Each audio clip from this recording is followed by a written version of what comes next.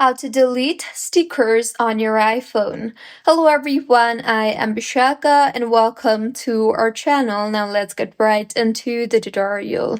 If you want to delete your stickers from your iPhone, then simply go ahead and open any of the app that has keyboard in it. For me, I will open Notes.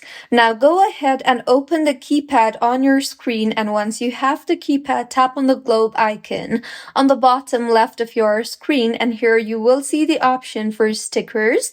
Tap on that and you can then go ahead and simply hold on the sticker that you want to delete, and with this you will see the option for delete in the menu. So tap on the delete option, and with this the stickers will be deleted from your iPhone.